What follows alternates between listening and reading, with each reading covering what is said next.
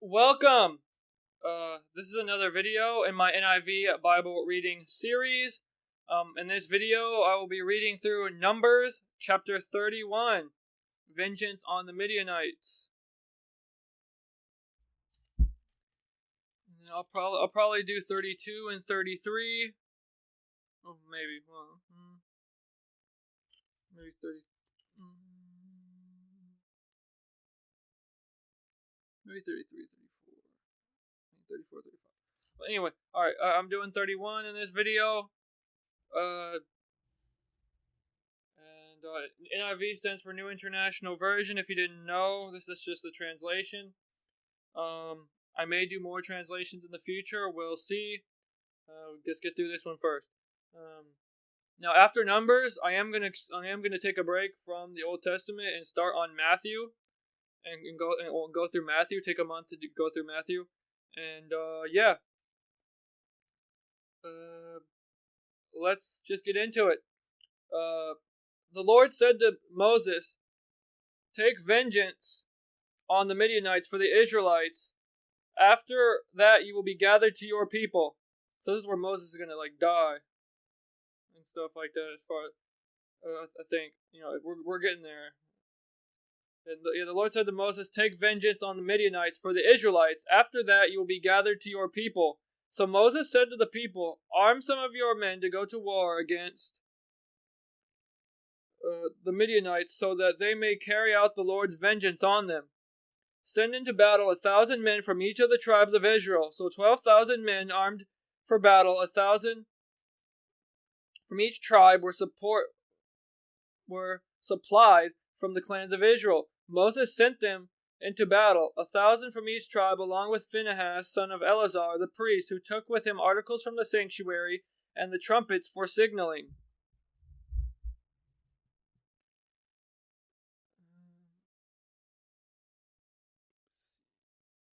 They fought against Midian as the Lord commanded Moses, and killed every man. Among their victims were Evi, Rechem, Zer, Hur, and Reba, which were the five kings of Midian. They also killed Balaam, son of Beor, with the sword. And if you remember in earlier chapters, Balaam, the whole Balaam and Beor story, the Balaam and Balak story, where Balaam, if I remember correctly, was called by Balak, one of the Moabite kings or something like that, one of the pagan kings, and said to curse Israel.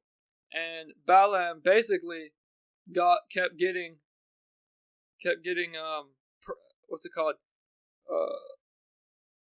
responses from the Lord that praising Israel, and then that made Balak mad and all that stuff. And so just if you don't remember or don't know. I wish I had. Okay. Let's see. I can't remember exactly where that actually took place in here. Let me go back and look real quick though. Let me mute the mic real quick so you don't hear a bunch of page turning sounds.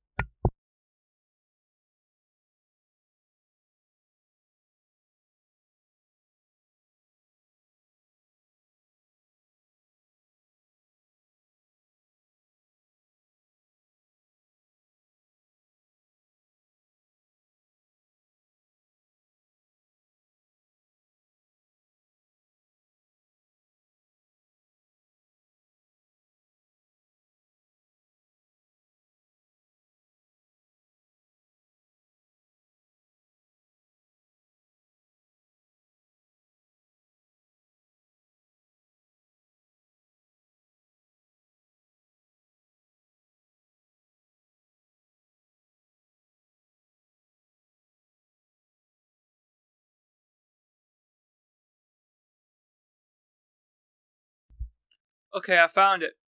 It happened in Numbers 22 through 24. Okay, so a little bit back. And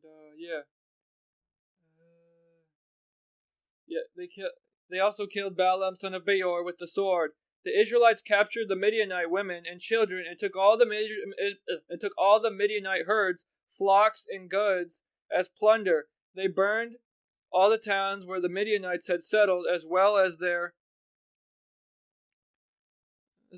camps. They took all the plunder and spoils, including the people and animals, and brought the captives, spoils, and plunder to Moses and Eleazar the priest, and the Israelite assembly at their camp on the plains of Moab by the Jordan, across from Jericho. Moses, Eleazar the priest, and all the leaders of the community went to meet them outside the camp. Moses was angry with the officers of the army, the commanders of thousands and commanders of hundreds, who returned from the battle. Have you allowed all the women to live? He asked them. They were the ones who followed Balaam's advice and enticed the Israelites to be unfaithful to the Lord in the Peor accident, so that a plague struck the Lord's people. Now kill all the boys and kill every woman who has slept with a man, but save for yourselves every girl who has never slept with a man. And let me go back as well and see and show you where that was.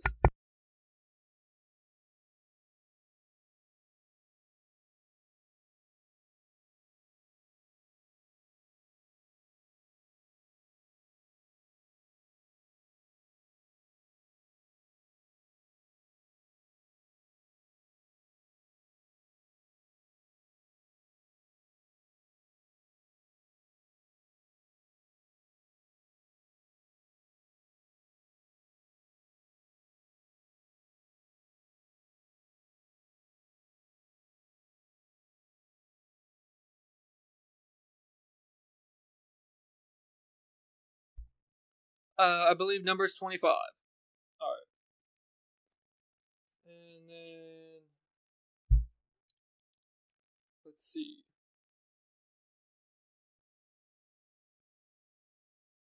Anyway, anyone who has killed someone. Oh, let me go. But okay, kill every woman who has slept with a man, but save for yourselves every girl who has never slept with a man. Anyone who has killed someone or touched someone who has killed must stay outside the camp 7 days. On the 3rd and 7th days you must purify yourselves and your captives. Purify every garment, as well as everything made of leather, goat hair, or wood.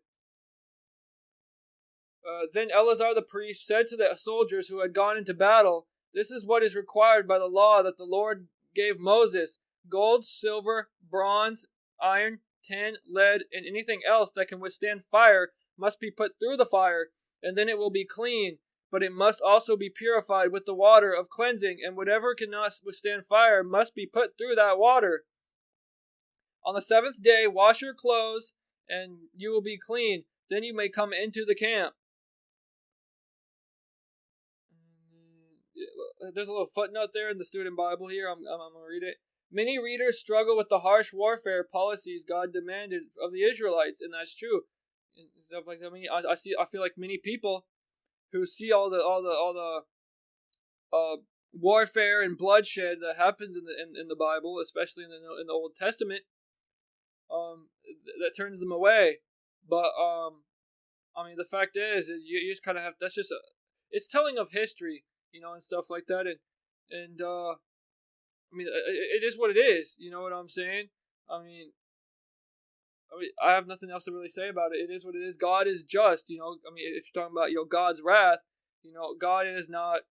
I know there's a thing called the prosperity gospel and stuff like that out there that is like, oh yeah, God is all good. Everything's all good. Everything's all fine. God would never hurt anyone or anything like that, or allow anyone to get hurt. And God only wants the best for you, and all this stuff. And here's the facts, guys: is that God has. That's true. God does love us and stuff like that. But here's the thing: is God is also just in that God is sovereign as well. God, whatever God's plans are, they're gonna be carried out no matter what. And a just God does not let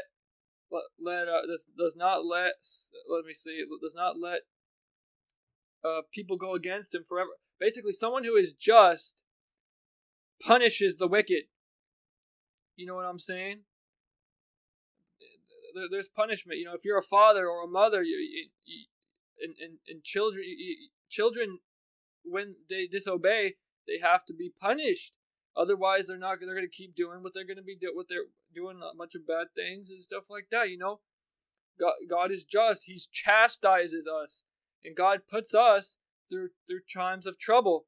Time will put you, just because things go bad for you, doesn't mean that God is not with you. If you're going through a time of struggle, it's like, oh, God left me. No, God is going to use God uses struggle and as testing and to teach you things and stuff, as a test and to teach you things and stuff like that. You have to understand, guys. We are in a fallen world. We do not deserve. We are fallen people. Like, man is fallen. With that, you have Adam and the eating of the fruit and the forbidden fruit and all that stuff. When Adam fell, we all fell. Okay. Everyone is born spiritually dead. All of us deserve hell, and none of us can. No man besides Jesus Christ has ever lived up to God's righteous law. And God is just. If He weren't just, there wouldn't be any punishment. God to save us from His wrath, from His ultimate wrath, and stuff like that. Sent the Son, Jesus Christ, to die on the cross for our sins, for man's sins, and stuff like that. So on that day, God's wrath was poured out through Jesus's sacrifice, and of course Jesus is the Son, basically clothed in flesh and sent down. Basically, God in the 100% God, 100% man, and only a perfect sacrifice could have been enough, and stuff like that. And so I personally, I definitely think that anyone who thinks that, oh, this is terrible, I could never serve a God that would condone all this stuff, I'm going to ask you this, get off your high horse, okay? God is just, God is perfect, and stuff. Are you telling, don't even talk to me if, don't, I don't see how you could go on about this if you have never kept God's law perfect law, and I would agree that the Ten Commandments is something that should be followed by everyone, and I think that anyone reading the Ten Commandments should be like, oh yeah, that's obvious, we should be following that, and stuff like that. Here's the thing is we, none of us has ever kept it. I know I don't keep it. I don't keep the Ten Commandments. I've never kept it. Have you? And Jesus said, even those who lust, even those who lust in their hearts, which means thinking about, if you ever lust after a woman in your mind, that's adultery, and that's one of the commandments. So none of us has ever. I mean, unless you're like a baby in the womb who died, through abortion, which is another thing that's terrible, and God forbids, and stuff like that, child sacrifice. That's a whole other topic, and I don't care. Abortion is terrible, but on any grounds, but God is. The point is, God is definitely better than you. If you think you're better than God, you like I said, get off your high horse. God is the only one who is righteous. Who is good. And even us, we can only, even if man can achieve righteousness, that righteousness is only achievable if God if God grants it to us, and stuff. It goes back to the idea of being saved. You know what I'm saying? If you are saved, if you get saved and stuff like that, you're gonna see that your mind starts changing. God, and and stuff like that. Even to get saved, you have to have faith, and God has to give you faith in the first place. God has to choose you to have faith. God has to think about it. Man is so fallen and stuff like that. And I always keep going back to this. Man is so fallen that God has to intervene to even give you faith in Him. You know what I'm saying? To save. I was talking this about my grandma. I was like, this morning, I was like, it's just amazing that to even have faith, God has to intervene, because man is just so depraved. It was such a big thing to fall without him, with our first federal head. It's just God has to intervene and literally give us the Holy Spirit in order for us to be able to even have a chance to overcome sin. So, like I said, I'm just saying, get off. If you really think, oh yeah, God is terrible with all this. Yes, all this stuff is terrible. All this war and sin and all this stuff that's even going on today as I record this in 2023, January 16th.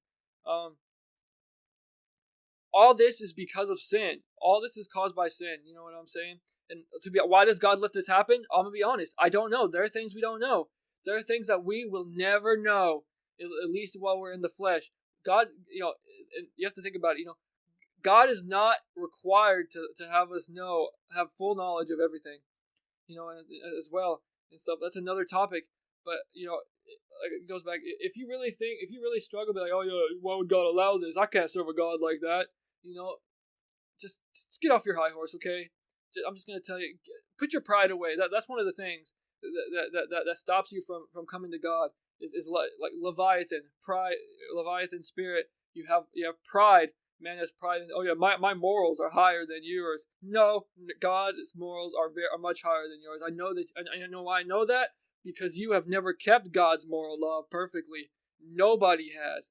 So just get off. I just wanted to say that I have to get that off my chest. It's just so amazing. I know that there are people out there that think that their moral values are higher than God's, of the Bible's moral laws.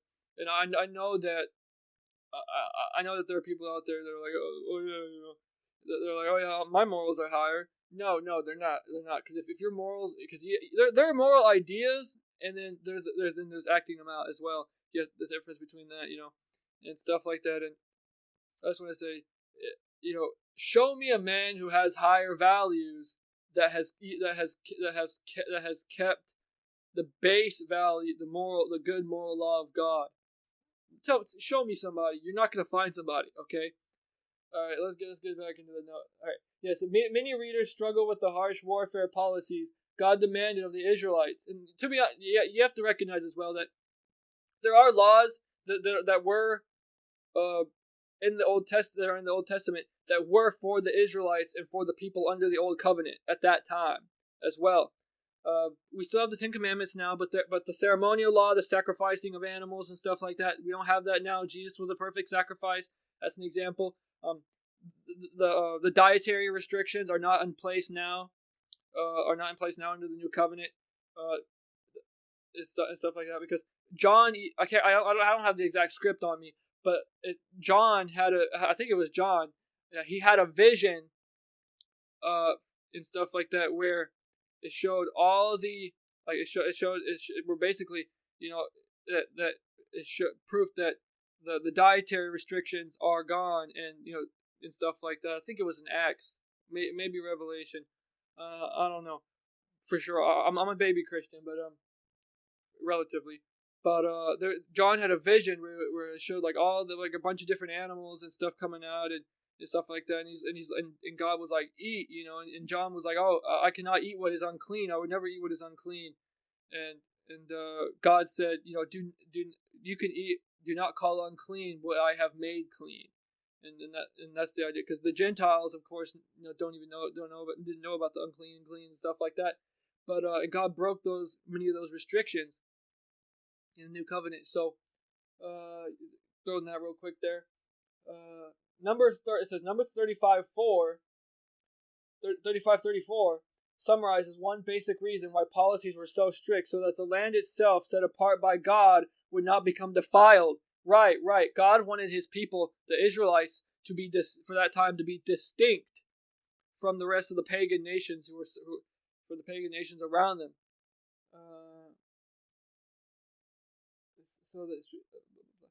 So set apart by God would not become defiled. C is a war ever holy. Page 254. I'll check that as well.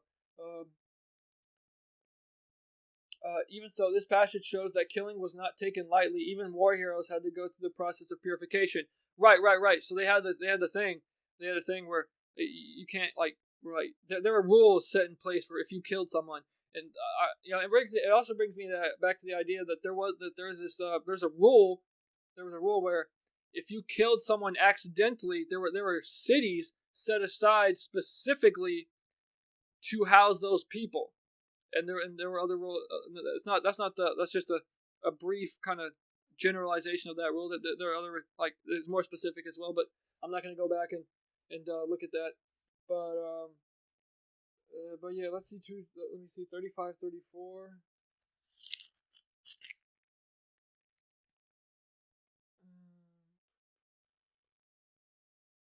It says 35:34. Do not defile the land where you live and where I dwell, for I, the Lord, dwell among the Israelites. And then let's see to page 254, as it says.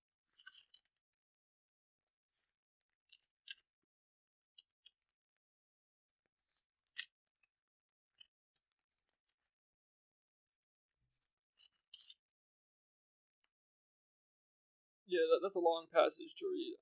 That's a very long note. I'm not going to read that, but I'll read it later when it comes to the thing. All right. Let's see. All right, and then back to Then you may come into the camp. Continuing, and then it's going to talk about this dividing the spoils. The Lord said to Moses, "You and Eleazar the priest and the family heads of the community are to count all the people and animals that were captured. Divide the spoils equally between the soldiers who took part in the battle and the rest of the community.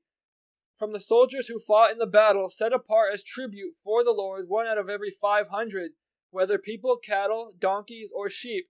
Take this tribute from their half share and give it to Eleazar the priest as the Lord's part. From the Israelites, half select 1 out of every 50, whether people, cattle, donkeys, sheep, or other animals. Give them to the Levites, who are responsible for the care of the Lord's tabernacle." So Moses and Eleazar the priest did as the Lord commanded Moses. The plunder remaining from the spoils that the soldiers took was 675,000 sheep, 72,000 cattle, 61,000 donkeys, and 32,000 women who had never slept with a man. The half share of those who fought in the battle was 337,500 sheep, of which the tribute for the Lord was 675, 36,000 cattle, of which the tribute for the Lord was 72, 30,500, of which the tribute for the Lord was 61, 16,000, of whom the tribute for the Lord was 32. Moses gave the tribute to Eleazar the priest as the Lord's part, as the Lord commanded Moses. The half belonging to the Israelites, which Moses set apart from that of the fighting men, the community's half, was 337,500 sheep, 36,000 cattle, 30,500 donkeys, and 16,000 people. From the Israelites' half, Moses selected 1 out of every 50 people and animals, as the Lord commanded him, and gave them to the Levites, who were responsible for the care of the Lord's tabernacle. Then the officers who were over the units of the army, the commanders of thousands and commanders of hundreds, went to Moses and said to him, "Your servants have counted the soldiers under our command, and not one is missing. So we have brought as an offering to the Lord the gold articles each of us acquired, to armlets, bracelets, signet rings, earrings, and necklaces, to make atonement for ourselves before the Lord." Moses and Eleazar the priest accepted from them the gold, all the crafted articles, all the gold from the commanders of thousands and commanders of hundreds that Moses and Eleazar presented as a gift to the Lord, weighed 16,750 shekels, and that is about 420 pounds, or about 190 kilograms. That's the footnote for the reference. Each soldier had taken plunder for himself. Moses and Eleazar the priest accepted the gold from the commanders of thousands and commanders of hundreds and brought it into the tent of meeting as a memorial for the Israelites before the Lord. Wait, hold on. Did I do that right? Yeah, okay. That was 31. I hope you enjoyed that. I know I kind of went on a rant there, but I can't help myself. Okay, that's gonna be it. I'll see you in the next one.